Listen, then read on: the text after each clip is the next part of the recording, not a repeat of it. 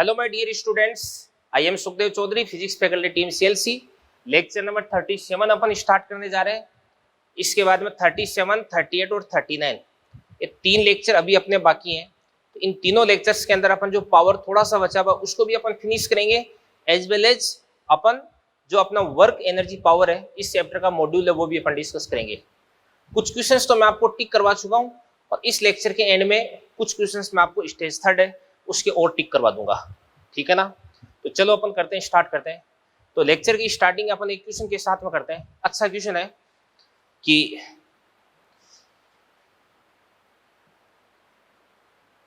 M द्रव्यमान के एक पिंड का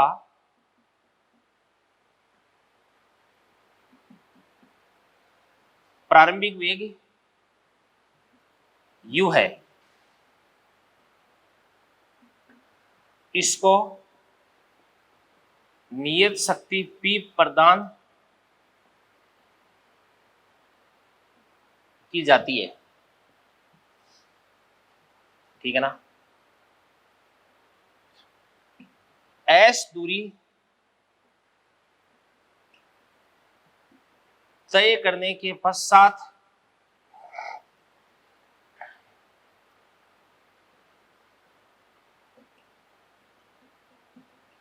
पिंड का वेग क्या हो जाएगा, ये आपको याद करना है। अभी देखो, सबसे पहले यहां पे बात कर रहा है कि इसकी भी शक्ति की बात कर रहा है, P की। तो मैं लिख दूंगा P बराबर F इंटू वी। ये तो आपको लिखना ही है। अभी F को अपन जानते हैं एम ए इंटू क्या देगा आपके पास है V। क्वेश्चन बोल रहा है कि S दूरी तय करने के पश्चात, यानी आपको दूरी की बात कर रहा है, आपकी बात समय की बात नहीं कर रहा है। पिछले लेक्चर के लास्ट में अपन ने एक क्वेश्चन डिस्कस किया था जिसमें t समय पश्चात वेग पूछा गया था। तो आपने एक को लिखा था dv अपॉन dt, और अब की बार आपको पूछा जा रहा है s दूरी तय करने के पश्चात। तो m को अपन लिख देंगे m, v को अपन लिख देंगे v, और a को अपन क्या लिख देंगे v dv अपॉन ds। तो यहां से आपके पास क्या बन जाएगा m v square dv upon ds। इसके बाद में v स्क्वायर dv को साइड में कर लो, तो ये आपके पास है P बाई एम इंटू क्या देगा आपके पास में P by M into ds हो गया। तो अपन क्या करते हैं, इसका दोनों तरफ से इंटीग्रेशन कर देते हैं। ये अपन इंटीग्रेशन कर दिया, तो प्रारंभिक इसका विस्थापन 0, तो इसका प्रारंभिक वेग कितना देगा आपके पास है u। अंतिम वेग कितना देगा, भी विस्थापन कितना देगा s, तो अंतिम वेग कितना देगा आपके पास v।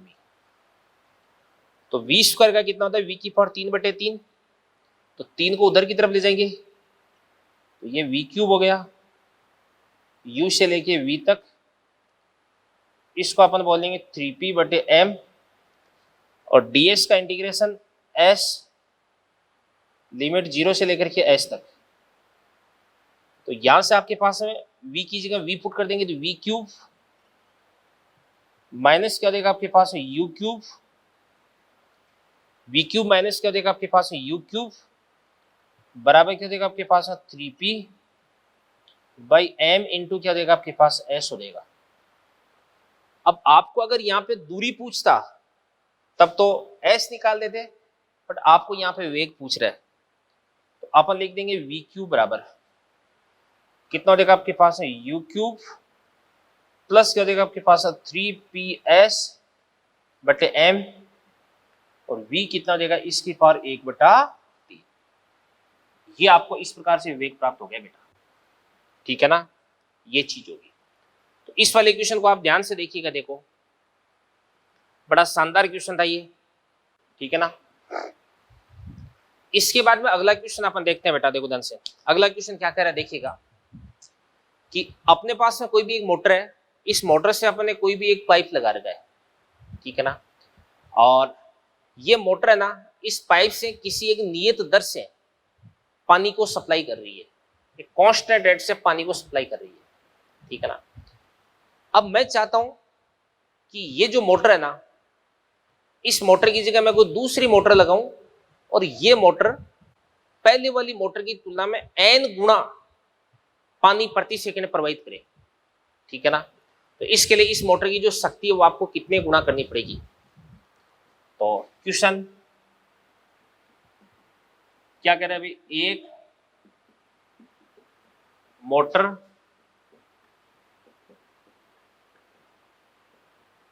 एक पाइप से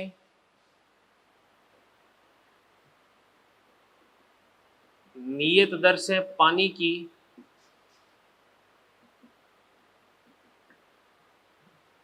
आपूर्ति करती है, उसी पाइप से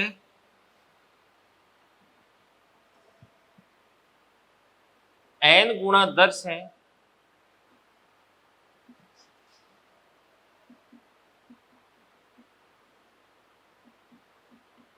पानी की आपूर्ति करने के लिए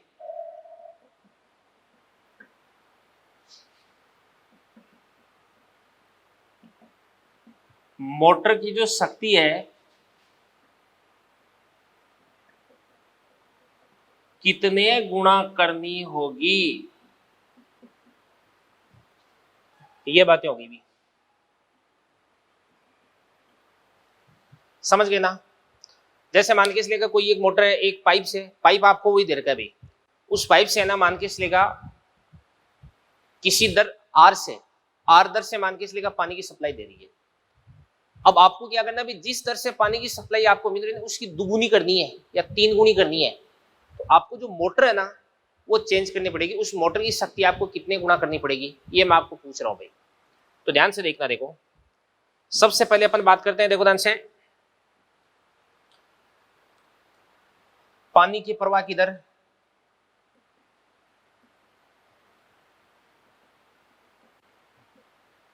पानी प्रवाह की दर क्या होती है भाई, एकांक समय में कितना आयतन प्रवाहित हो रहा है वो होता है भाई, बराबर क्या होता है आपके पास, डीवी अपॉन dt। ये जैसे मान के चलिए आपके पास कोई ट्यूब हो गया,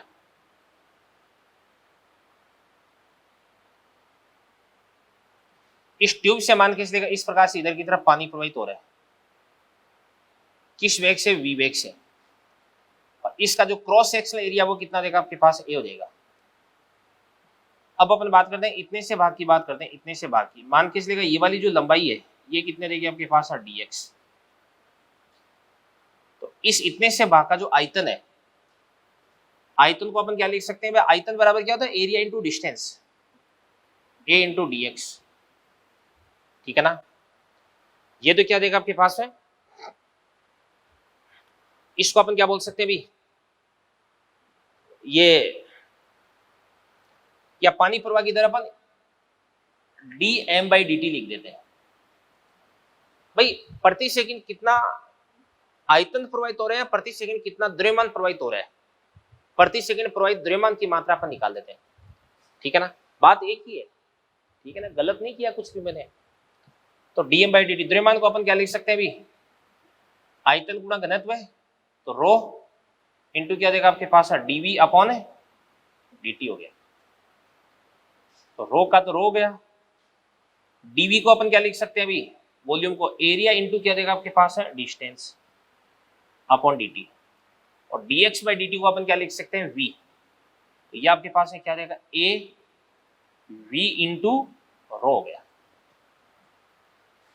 तो पानी के प्रवाह की जो दर होती है वो क्या होती है आपके पास है, a v इंटू रो होती है भाई, ठीक है ना।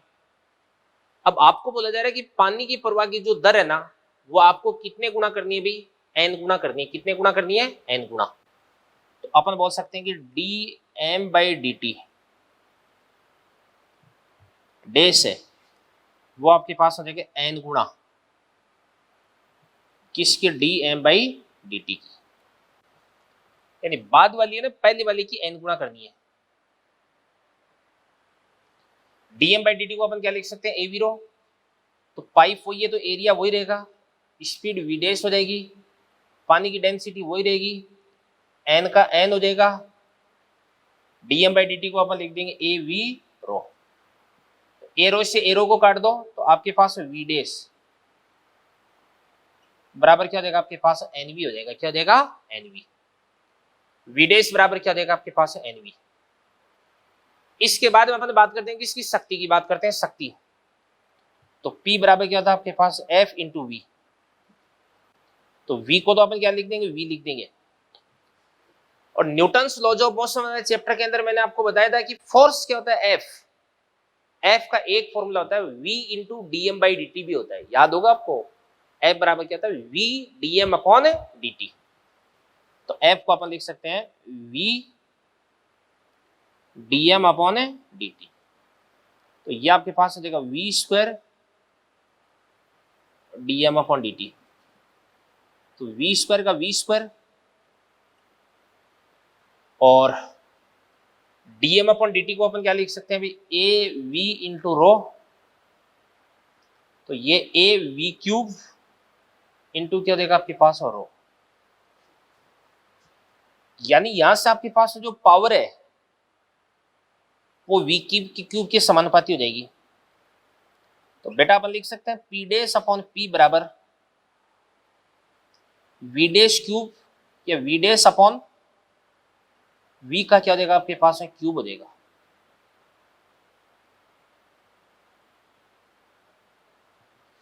अब वी डैश बराबर कितना देगा आपके पास है एन वी अपॉन वी का क्या कर देंगे अपन क्यूब, वी से अपन वी को काट देंगे तो ये आपके पास एन क्यूब हो जाएगा।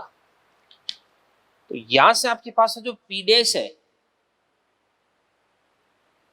वो आपके पास हो जाएगा एन क्यूब गुणा क्या देगा।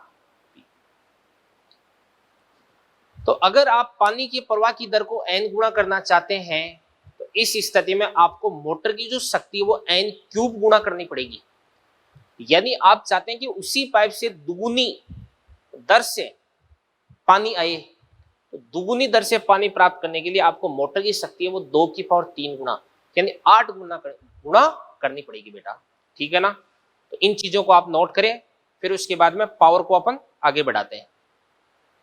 तो चलिए बच्चों, इसके बाद में अपना ये जो पावर वाला टॉपिक है वो भी ऑलमोस्ट कंप्लीट हो चुका है। अब पावर के अंदर एक छोटी सी चीज मैं आपको बताना चाहूंगा यहाँ पे, जिसका नाम है दक्षता, एफिशिएंसी। अब एफिशिएंसी क्या होती है, अपन क्या करते हैं जैसे किसी भी सिस्टम में कुछ इनपुट देते हैं और इसके बदले अपने को कुछ आउटपुट प्राप्त होता है। तो आउटपुट है वो इनपुट का कितना परसेंटेज है, इसी को अपन क्या बोलते हैं, दक्षता बोलते हैं। तो अपन बात करते हैं दक्षता की बात करते हैं।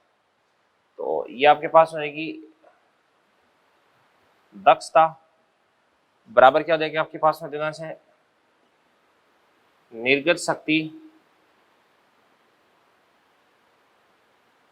बटे क्या हो जाएगी आपके पास में निवेशी शक्ति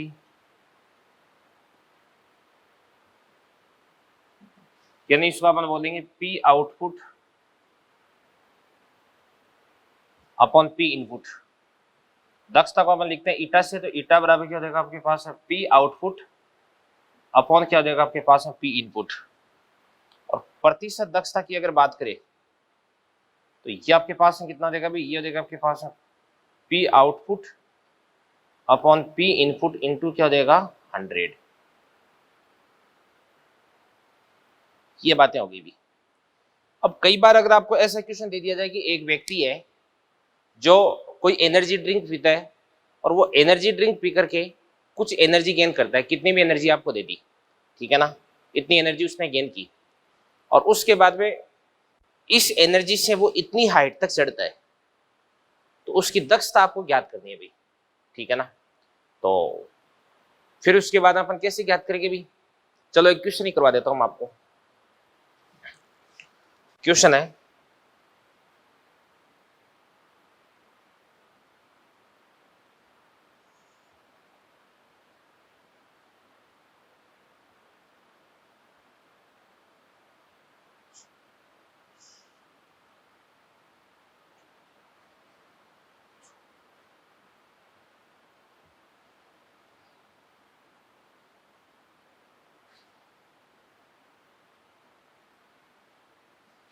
एक व्यक्ति जिसका द्रव्यमान कितना भी 60 केजी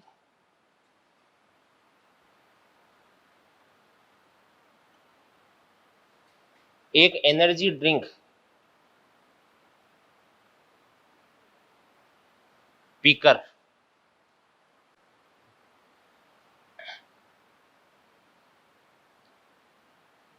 80 किलो जूल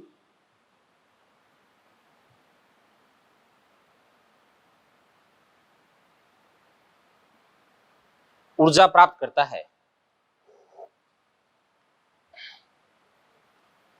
यदि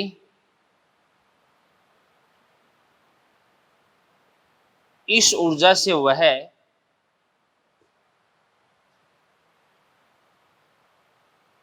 100 मीटर की ऊंचाई तक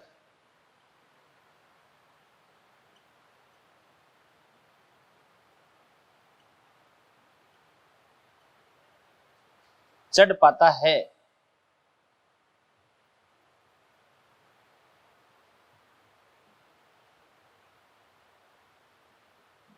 तो दक्षता ज्ञात करो भी।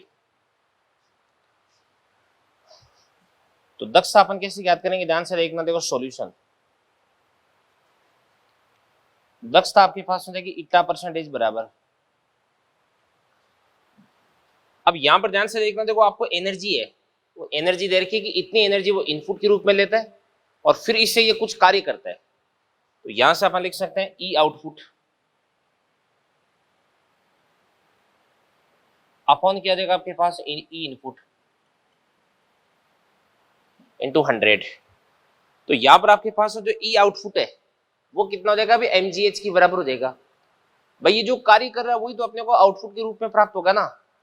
तो कितना हो जाएगा mgh, तो m कितना देगा आपके पास है 60, g कितना देगा 10 और h कितना देगा आपके पास है 100 अपॉन ई इनपुट। ये कितनी एनर्जी लेता है भाई, 80 किलो जूल। 80 किलो का मतलब कितना, 10 की पावर 3, तो 1 2 3, 3 से गया 3, तो 60/80 इंटू 100 कर देंगे अपन। तो कितना हो जाएगा आपके पास में, तो 3/4,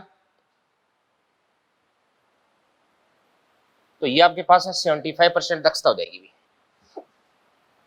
यानी इस व्यक्ति की बॉडी की जो एफिशिएंसी है वो कितने भी 75% है। इसका मतलब ये हुआ कि कोई भी चीज खा पी करके ये जो ऊर्जा प्राप्त करता है, इस ऊर्जा का 75% है वो तो कार्य करने में खर्च हो जाता है, और बचा हुआ जो 25% है ये इसकी बॉडी के अंदर ही कंज्यूम हो जाता है। अब बॉडी के अंदर कैसे कंज्यूम हो सकता है, अभी अपनी जो बॉडी, अगर अपन बैठे हैं तो भी अपने बॉडी के अंदर एनर्जी की रिक्वायरमेंट होती है, क्योंकि कुछ एक्टिविटीज होती है जो अपने को दिखती नहीं है बट अपनी बॉडी के अंदर चलती रहती है, ठीक है ना।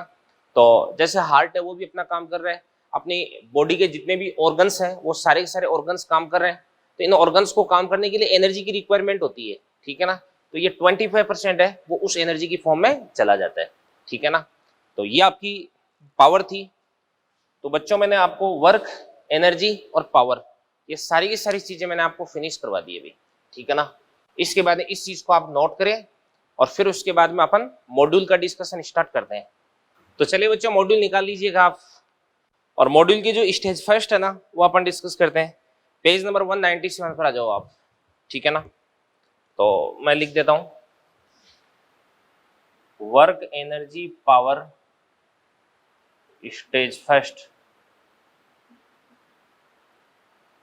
पेज नंबर 197 से स्टार्ट है भाई, डॉट डॉट डॉट, ठीक है ना। अब जो जो क्वेश्चंस मैंने टिक करवाए थे वो क्वेश्चन मैं आपको सोल्व करवा देता हूं। सबसे पहले क्वेश्चन है भाई जिस क्वेश्चन के अंदर जैसा क्वेश्चन मैंने आपको करवा रखा उसके केवल आपको हिंट मिलेगा। सबसे पहला क्वेश्चन आपको दे रखा है फोर्थ, दे रखा भी 30 ग्राम द्रव्यमान का तो कोई कण है और इसकी पोजीशन x बराबर 3t - 4t² + t³ द्वारा दी जाती है। प्रथम 4 सेकंड में आपको क्या करना है, किया गया कार्य ज्ञात करना है। अब ध्यान से देखना, देखो आपको क्या करना है। सबसे पहले आपको x दे रखे, इस x का समय के सापेक्ष अवकलन कर देना, आपको प्राप्त हो जाएगा v प्राप्त हो जाएगा। क्या प्राप्त हो जाएगा, v। इसके अंदर आप t बराबर 0 पुट कर दोगे तो v1 आ जाएगा, और t बराबर 4 पुट कर दोगे तो v2 आ जाएगा, ठीक है ना। v1 आ गया, v2 आ गया, और किया गया कार्य बराबर क्या होता है, चेंज इन काइनेटिक एनर्जी, गतिज ऊर्जा में परिवर्तन। तो अपन लिख देंगे 1/2 m v2² - v1² हो जाएगा, ठीक है ना। तो यहाँ से आंसर आ जाएगा आपका, कोई दिक्कत वाली बात नहीं है। तो क्वेश्चन 4 में यहाँ पे सोल्व नहीं करवा रहा हूँ आपको, ठीक है। इसके बाद में अपन बात करते हैं क्वेश्चन नंबर 9 की बात करते हैं। m द्रव्यमान के एक पिंड को एक अचर त्वरण g/4 से एक रस्सी द्वारा d दूरी तक ऊर्ध्वाधर नीचे किया जाता है, तो इस पिंड पर रस्सी के द्वारा किया गया कार्य कितना हो जाएगा। रस्सी कौन सा बल लगाती है, तनाव बल लगाती है। चलो इसका एक बार अपन FBD बनाते हैं और फिर तनाव की वैल्यू अपन कैलकुलेट करते हैं। क्वेश्चन नंबर हो जाएगा आपके पास 9। क्या कह रहा है अभी, ये आपके पास कोई रस्सी है, इस रस्सी से m द्रव्यमान का कोई पिंड लटका हुआ है,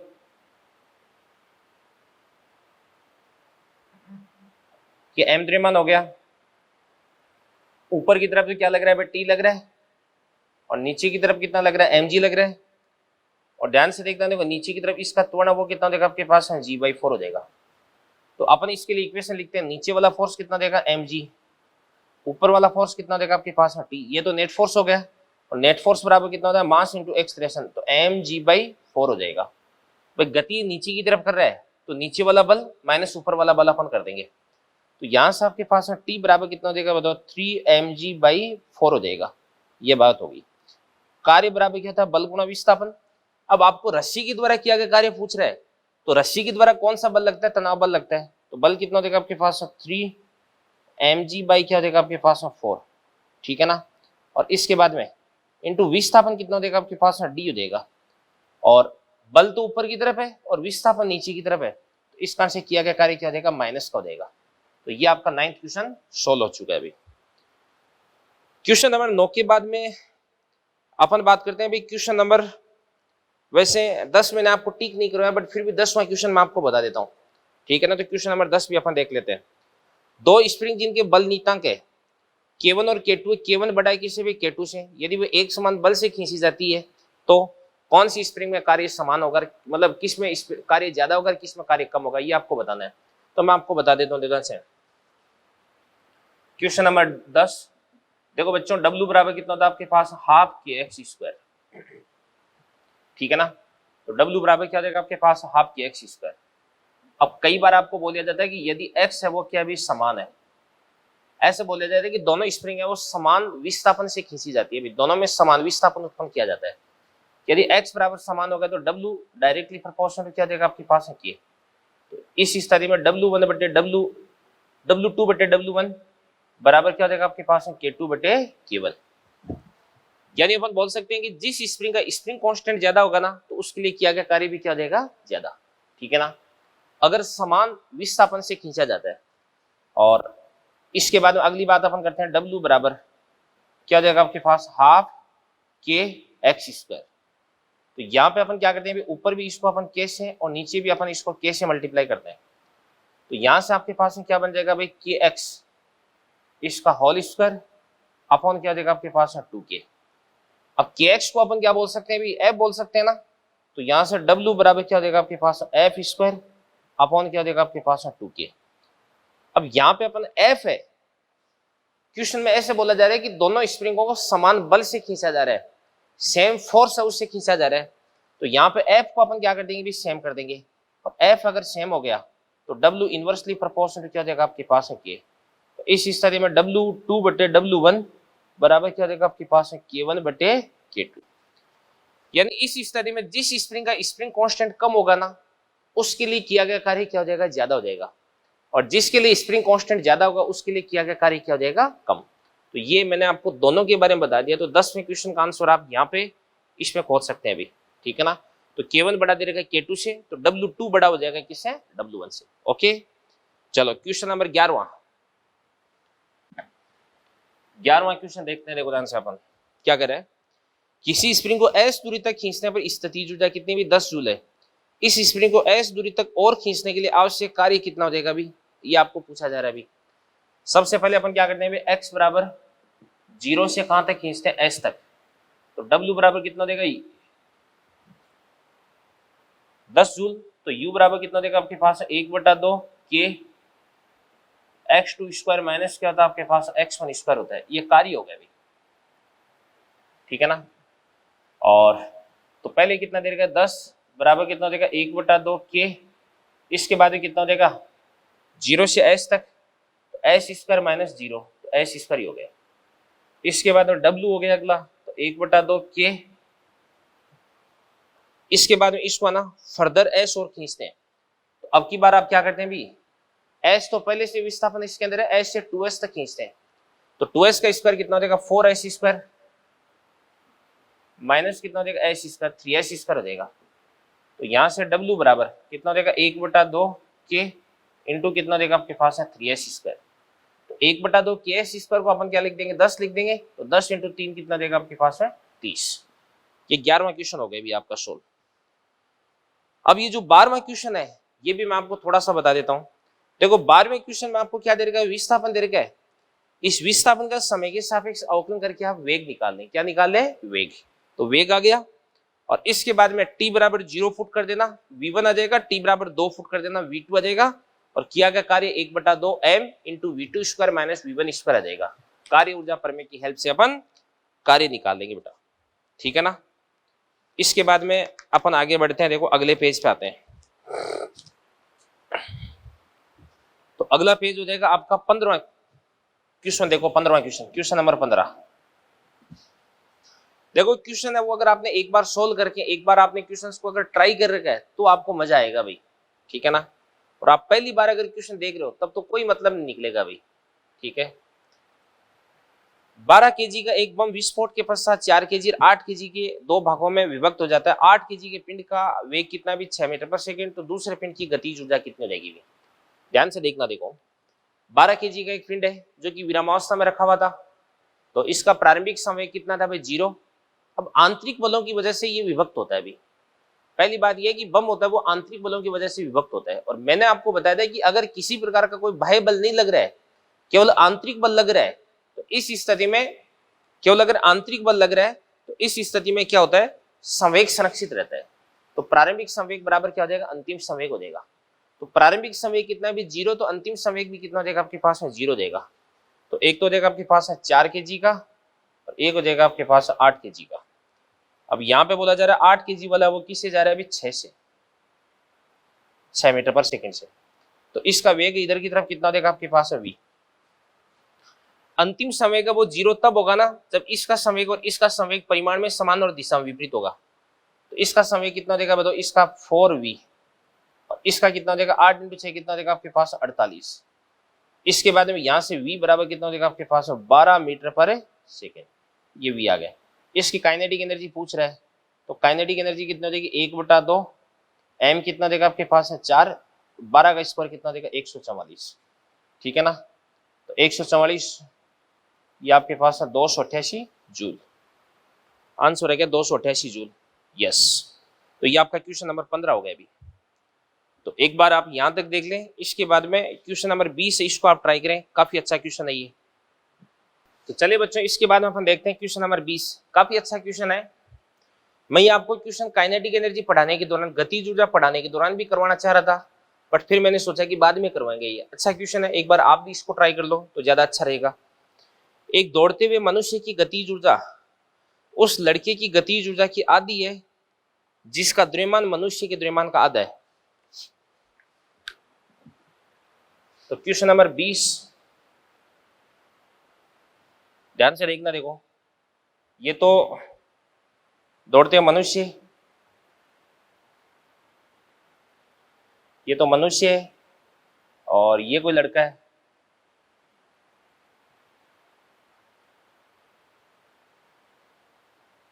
ये लड़का हो गया। दौड़ते मनुष्य की गतिज ऊर्जा, इस लड़के का द्रव्यमान कितना है मान के इसलिए m, इसका द्रव्यमान कितना देगा आपके पास है? 2m, ठीक है ना। और लड़के की गतिज ऊर्जा की आधी है, तो इसका वेग कितना देगा आपके पास में? Small v। इसका वेग कितना देगा आपके पास है? कैपिटल V, ठीक है ना। अब इसकी गतिज ऊर्जा कितना देगी आपके पास है? 1/2 इंटू कितना देगा आपके पास है? 2m इंटू कितना देगा आपके पास है? v², ठीक है ना। मनुष्य की गतिज ऊर्जा, लड़के की गतिज ऊर्जा कितना देगी? 1/2 m इंटू v²। मनुष्य की गतिज ऊर्जा लड़के की गतिज ऊर्जा की आधी है, तो लड़के की गतिज ऊर्जा ये होगी, इसका अपन आधा कर देंगे, तो आधा कर देंगे तो कितना देगा आपके पास? 1/4 बन जाएगा। ये 1/4 बन गया।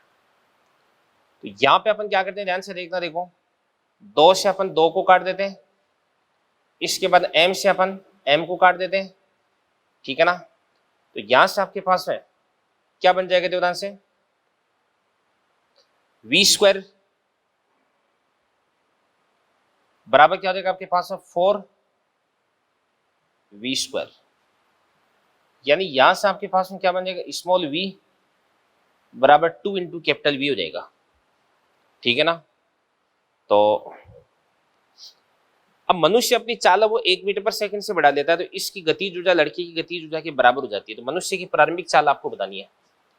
अब ये जो अपनी चालन इसको 1 से बढ़ा लेता है, तो इसकी गतिज ऊर्जा कितनी देगी भाई, 1/2 इंटू द्रव्यमान कितना देगा आपके पास 2m इंटू इसकी चाल कितना देगी आपके पास में v+1 का होल स्क्वायर बराबर इस लड़के की गतिज ऊर्जा कितना देगी 1/2 m इंटू वी स्क्वायर हो जाएगी। ठीक है ना, ये बात होगी भी। अब आपको किसकी प्रारंभिक चाल पूछ रहा है, अभी मनुष्य की प्रारंभिक चाल पूछ रहा है, यानी कैपिटल वी पूछ रहा है। तो यहां पर आपके पास जो स्मॉल वी है, इस स्मॉल वी को अपन कैपिटल वी से रिप्लेस कर देंगे। तो मैं यहीं पे कर रहा हूं ध्यान से कि स्मॉल वी स्क्वायर, तो वी की वैल्यू कितनी हो जाएगी भी 2v, तो इसका स्क्वायर कर देंगे तो क्या देगा आपके पास 4 इंटू कैपिटल वी स्क्वायर हो जाएगा, 4v स्क्वायर हो गया। इसके बाद में क्या हो जाएगा ध्यान से देखना, 2 से अपन 2 को काट देंगे, इसके बाद m से अपन m को काट देंगे, और इसके बाद में 4/2 कितना देगा आपके पास 2 हो जाएगा, कितना देगा 2। तो यहां से आपके पास में v+1 का स्क्वायर बराबर ये कितना देगा आपके पास में, v+1 का स्क्वायर बराबर कितना देगा 2v स्क्वायर। अपन क्या करते हैं, इसका दोनों तरफ से रूट कर देते हैं भाई।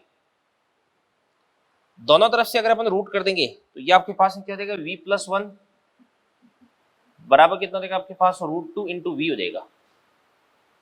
v को अपन उधर की तरफ ले जाएंगे तो कितना देगा आपके पास बताओ, v कॉमन ले लो तो √2 माइनस क्या देगा आपके पास 1 बराबर क्या देगा 1।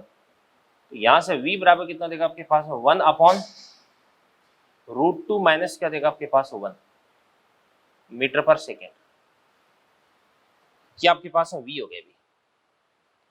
तो ऐसा कोई ऑप्शन है क्या, बिल्कुल। क्वेश्चन नंबर 21 अपन देखते हैं बेटा, देखो आराम से क्या कहता है। देखो, एक वस्तु किसी लकड़ी की गुटके में 3 सेंटीमीटर तक प्रवेश करने पर अपना आधा वेग खो देती है, तो विराम में आने से पहले ये कितना और चलेगी। अब ऐसे क्वेश्चंस को अपन चाहे तो गति की तीसरी समीकरण से भी सोल्व कर सकते हैं, और ऐसे क्वेश्चंस को अगर अपन चाहें तो अपन जो कार्य ऊर्जा फर्म है उसकी हेल्प से भी सोल्व कर देते हैं। तो 3 सेंटीमीटर धस करके अपना आधा वेग खो देती है। अभी जैसे ये लकड़ी का कोई गुटका है, इसके अंदर ये कोई गोली, इस गोली का वेग कितना है, अभी प्रारंभिक वेग कितना देगा आपके पास में v। इसके बाद जब ये यहां तक पहुंचती है तो यहां से ये वाली डिस्टेंस कितना देगी आपके पास है 3 सेंटीमीटर। इसका वेग है वो कितना हो जाता है, आधा हो जाता है, तो ये आपके पास हो जाएगा v/2। और इसके बाद जब ये यहां तक पहुंचती है तो इस स्थिति में ये वाली डिस्टेंस कितना देगी आपके पास x कितना और धसेगी। तो अब इसका जो वेग है v बराबर कितना हो जाता है आपके पास 0 हो जाता है। संपूर्ण गति के दौरान इस पर अपन पीछे की तरफ एक रिटार्डिंग फोर्स है वो कंसीडर कर सकते हैं। तो इस पे पीछे की तरफ एक फोर्स लग रहा है, रिटार्डिंग फोर्स F लग रहा है, ठीक है ना। तो सबसे पहले अपन क्या करते हैं, यहां से लेकर के यहां तक अपन कार्य ऊर्जा प्रमेय लगाते हैं। तो इस पे पीछे की तरफ बल कितना लग रहा है अभी F, विस्थापन कितना देगा आपके पास है 3, तो प्लस का है माइनस का, क्योंकि यहाँ पे बल और विस्थापन दोनों एक दूसरे के अपोजिट डायरेक्शन में। और किया गया कार्य बराबर क्या था, गतिज ऊर्जा में परिवर्तन, तो कितना देगा आपके पास 1/2 m इंटू अंतिम वेग कितना देगा v/2, तो कितना देगा आपके पास v²/4 माइनस क्या देगा आपके पास में v² हो देगा। तो यहां से आपके पास में से माइनस का साइन हटा देंगे तो ये बन जाएगा आपके पास 3f बराबर कितना देगा बताओ 1/2 m इंटू इसको अपन क्या बोलेंगे 3v²/4, इसको अपन इक्वेशन नंबर 1 बोल देंगे भी। इसके बाद में अगली इक्वेशन मैं यहाँ पे बनाने वाला हूँ, देखो ध्यान से। अगली इक्वेशन में आप एक काम करें, यहां से लेकर के यहां तक गति का समीकरण लगा दें, यहां से लेकर के यहां तक, सॉरी गति का समीकरण लगा दो, कार्य ऊर्जा प्रमेय लगा दो। तो अपन कार्य ऊर्जा प्रमेय से इसको सोल्व कर रहे हैं। देखो पीछे की तरफ बल कितना लग रहा है अभी F लग रहा है, और आगे की तरफ विस्थापन कितना देगा आपके पास 3+x हो जाएगा, कितना हो जाएगा 3+x। या एक काम करो आप, अब यहां से लेकर के यहां तक भी गति का वो कार्य ऊर्जा प्रमेय लगा सकते हैं, यहां से यहां तक एक ही बात है। चलो मैं यहां से यहां तक लगा देता हूं ताकि 3+x नहीं करना पड़े, केवल x से काम चल जाए। तो पीछे की तरफ बल कितना लग रहा है अभी F, विस्थापन कितना हो जाएगा इसका आगे x माइनस का, बराबर अंतिम वेग कितना हो जाएगा 0 और प्रारंभिक वेग कितना हो जाएगा v/2। तो कितना देगा आपके पास में 1/2 m 0 माइनस कितना देगा आपके पास v/2 का स्क्वायर कितना देगा v²/4, ये भी माइनस का देगा। तो यहाँ से fx बराबर कितना हो जाएगा 1/2 m v²/4, इक्वेशन नंबर 2 बन गया अभी। अब इसके बाद में अपन एक काम करते हैं, अभी दोनों इक्वेशंस को एक दूसरे से डिवाइड कर देते हैं। तो अपन कहते हैं समीकरण 2/1 कर रहा हूँ, तो 2/1 कर दूंगा तो ये मेरे पास में क्या है fx और ये मेरे पास में 3f है। तो f से f को काट देंगे तो ये आपके पास में कितना हो जाएगा x/3 बराबर यहां पर कितना हो जाएगा अभी 1/2 से 1/2 कट जाएगा, m से m कट जाएगा और v²/4 से v²/4 कट जाएगा। ठीक है ना, v²/4 से v²/4 कट जाएगा अभी। तो यहां से अपन कर रहे हैं 2/1, तो 2/1 तो नीचे आ जाएगा कितना भी 3, तो 1/3 आ जाएगा। तो 3 से 3 को काट देंगे तो यहां से आपके पास x बराबर कितना देगा बेटा 1 सेंटीमीटर। ऑप्शन मैच कर लो, मिल जाएगा आपको। तो 20 और 21, इसके बाद में क्वेश्चन नंबर अपन देखते हैं कौन सा भाई 26वां क्वेश्चन देखते हैं। देखो क्वेश्चन नंबर 26 अपन देखते हैं, देखिएगा तो क्या कह रहा है क्वेश्चन 26वां। यह कह रहा है कि m द्रव्यमान का एक गुटका जो कि घर्षण क्षैतिज सतह पर गति कर रहा है के स्प्रिंग नियतांक की स्प्रिंग से टकराता है, इसे L दूरी तक संपीड़ित कर देता है। संघटन के पश्चात गुटके का अधिकतम संवेग कितना देगा। अभी बात सुनना भी, मैं क्या कर रहा हूं आपको। देखो गुटका कुछ वेग लेकर के आता है, वो वेग कितना आपके पास में v है। ठीक है, वो वेग कितना है v। तो अब ध्यान से देखना, देखो ये जो गुटका है वो क्या करता है स्प्रिंग से टकराता है। बेटा जैसे ये स्प्रिंग से टकराता है वैसे ये स्प्रिंग को कंप्रेस करना यानी दबाना स्टार्ट कर देगा, और जैसे ही स्प्रिंग को दबाएगा तो स्प्रिंग इस पे अपोजिट डायरेक्शन में फोर्स लगाना स्टार्ट कर देगी। और जैसे इस ब्लॉक पर गुटके पर फोर्स लगेगा तो वैसे ही ये जो ब्लॉक है इसकी स्पीड है वो कम होना स्टार्ट हो जाएगी। और जब स्प्रिंग के अंदर जो संपीड़न है वो अधिकतम है तो इस स्थिति में गुटके का वेग कितना हो जाएगा आपके पास में 0 हो जाएगा। ठीक है ना, तो अपन बोल देंगे, ध्यान से देखना, देखो प्रारंभ में जो गुटका है वो गुटके का वेग द्रव्यमान कितना देगा भाई m, इसका वेग कितना देगा आपके पास में v। तो इसकी काइनेटिक एनर्जी कितना देगी 1/2 m v², या गतिज ऊर्जा को अपन क्या लिख सकते हैं p²/2m भी लिख सकते हैं। और पूरी की पूरी स्प्रिंग में स्थितिज ऊर्जा के रूप में संचित हो जाती है 1/2 के अधिकतम विस्थापन कितना दे रखा है L दे रखा है, तो L² बराबर कर देना इन दोनों को। यहां से आपके पास में p की वैल्यू आ जाएगी भी। ठीक है ना, आ जाएगी p की वैल्यू, कोई दिक्कत नहीं है। और इसके बाद यहाँ पे क्वेश्चन नंबर 27 ये भी अपने को करना है भी। तो क्वेश्चन नंबर 27 सोल्व करने के लिए मैं यहाँ पे थोड़ी सी जगह बना देता हूँ, देखो आप। ठीक है ना, क्वेश्चन नंबर 27 अपन देखते हैं अभी, इसको भी नोट कर लेते हैं। देखो ध्यान से क्या कह रहा है क्वेश्चन नंबर 27। एक ऊर्ध्वाधर स्प्रिंग का एक सिरा मेज पर लगा है, दिख रहा है, जिसका बल नियतांक कितना भी k, इसके दूसरे सिरे से h ऊर्ध्वाधर ऊंचाई से m द्रव्यमान की एक गेंद स्प्रिंग पर छोड़ी जाती है। स्प्रिंग d दूरी तक संपीड़ित हो जाती है। तो इस संपूर्ण प्रक्रिया में कुल कार्य कितना हो देगा अभी, चलो देखते हैं अपन कुल कार्य कितना हो देगा। देखो ध्यान से, देखो ऐसा है, सबसे पहले आप गेंद को देखो, इस गेंद पर नीचे की तरफ फोर्स लगता है कितना भी mg, और इसके बाद में ध्यान से देखना, देखो ये जो स्प्रिंग है प्रारंभ में अपनी प्राकृतिक स्थिति में, और स्प्रिंग कितना दब जाती है, डी दब जाती है। तो अपन लिख सकते हैं कि कुल कार्य W बराबर, ये आपके पास हो जाएगा WmG प्लस क्या हो जाएगा आपके पास W स्प्रिंग हो जाएगा। mg का कार्य कितना देगा, बल कितना देगा आपके पास mg, ये तो बल हो गया। और इसके बाद में अगर अपन बात करते हैं विस्थापन की, तो विस्थापन कितना देगा अभी, ये h हो गया और ये d और हो गया। तो s नीचे आता है फिर उसके बाद d को दबा देता है, तो कितना देगा h plus d, mg h plus क्या देगा आपके पास d। अब mg भी नीचे की तरफ, विस्थापन भी नीचे की तरफ, तो ये तो आपके पास प्लस हो गया। और जैसे स्प्रिंग वो दबना स्टार्ट होती है तो वैसे स्प्रिंग फोर्स तो लगाती है ऊपर, बट डिस्प्लेसमेंट नीचे की तरफ हो रहा है, तो स्प्रिंग का कार्य क्या हो जाएगा, नेगेटिव देगा। तो माइनस का 1/2 के, स्प्रिंग में कितना विस्थापन है बे, डी है, तो 1/2 के डी स्क्वायर। ये आपके पास में कुल कार्य हो जाएगी। अभी इसको आप चेक कर सकते हैं।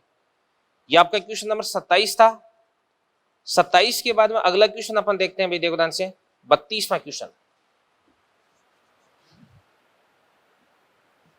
32वां क्वेश्चन, एम द्रव्यमान की एक कार बाह्य प्रतिरोधक बल आर के विरुद्ध त्वरण ए से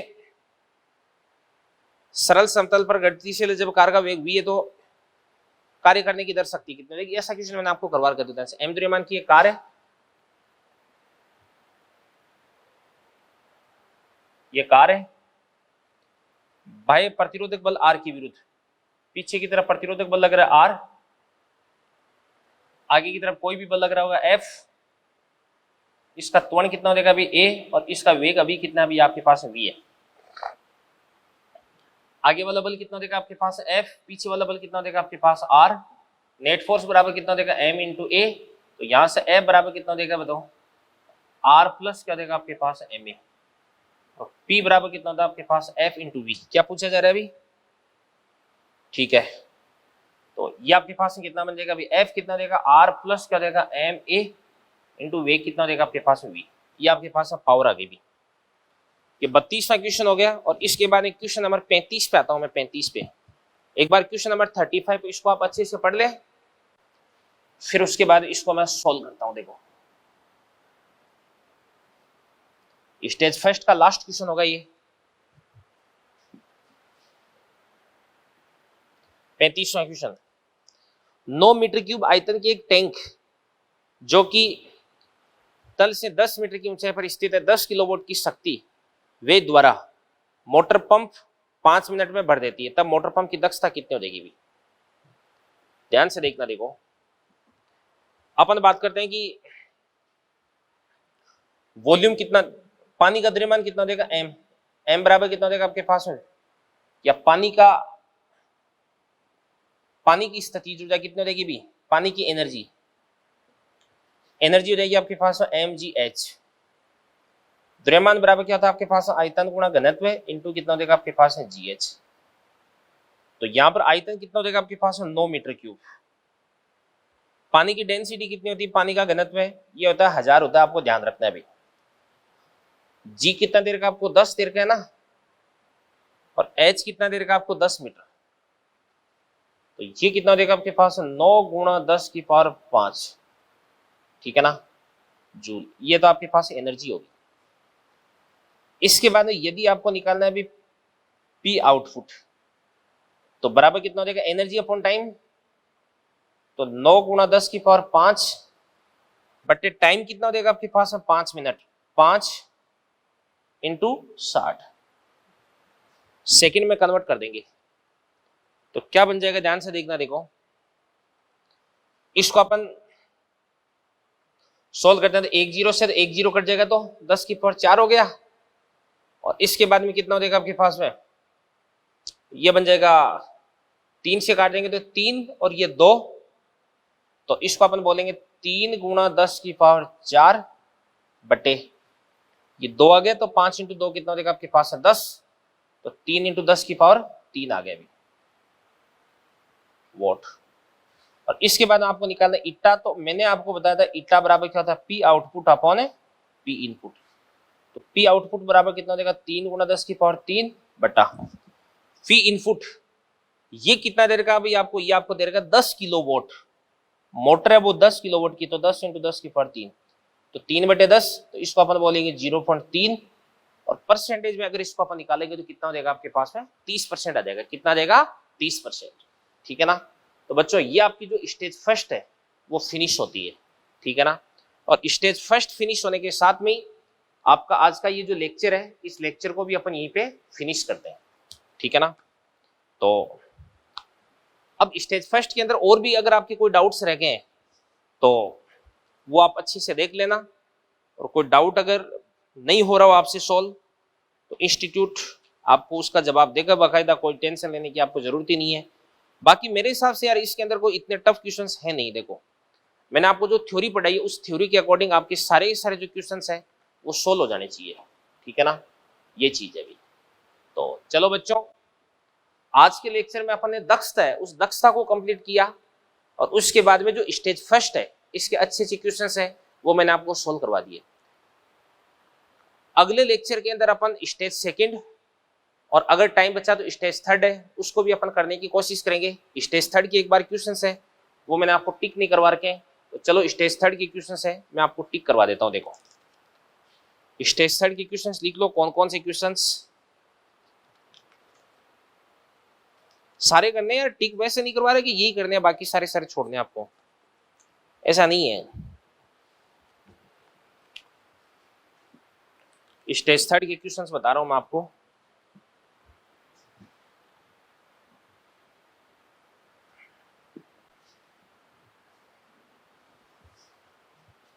स्टेज थर्ड के क्वेश्चंस, क्वेश्चन नंबर 1 आसान है, 2 आसान है, 3 भी इजी है, क्वेश्चन नंबर 4 थोड़ा सा बताने वाला है, इसके बाद 5 आसान है, 6 आप कर सकते हो, 7वां मैंने करवा दिया ऐसा क्वेश्चन आपको, और 8 कि 8वां क्वेश्चन आपको थोड़ा सा इसमें हिंट देना है तो मैं बता दूंगा। इसके बाद में 9 10 10वां क्वेश्चन, इसके बाद में 11वां क्वेश्चन करवाना पड़ेगा भाई, 11वां क्वेश्चन, और 12 13 14 15 16 17 चलो 17 करा देते हैं, है बहुत आसान भाई। यू दे रखा है आपको एफ पूछ रखा है, तो एफ बराबर कितना होता है माइनस का D you upon D x होता है। 18वां क्वेश्चन ये करवा रखा है मैंने आपको वैसे, ठीक है ना।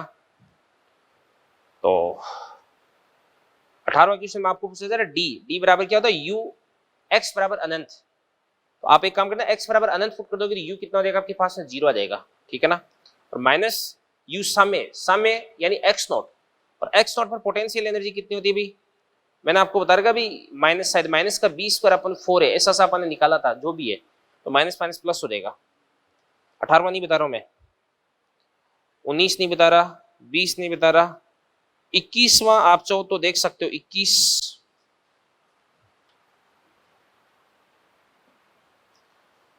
22वां क्वेश्चन, चलो 22वां देख लेते हैं, बहुत आसान क्वेश्चन है। 23वां नहीं, 24 25 26वां बता देता हूं, ये 27 28 29,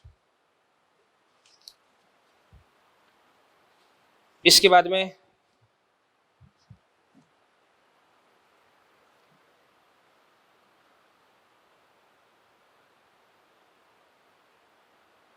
30वां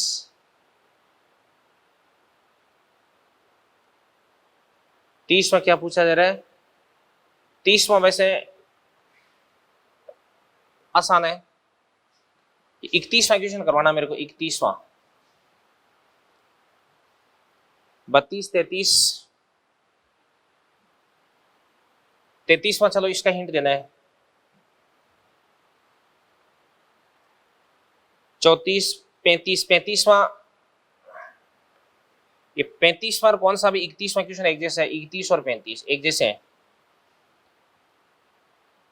और इसके बाद 36 37 38 39 40 41 42 43वां, चलो 43वां करवा दूंगा, 44वां कुछ नहीं भी एफ देर का इंटीग्रेशन करना है, चलो 44वां करवाऊंगा यार, 45 46 47 48 49 करवा देते हैं, 49, और 50वां करवा देते हैं,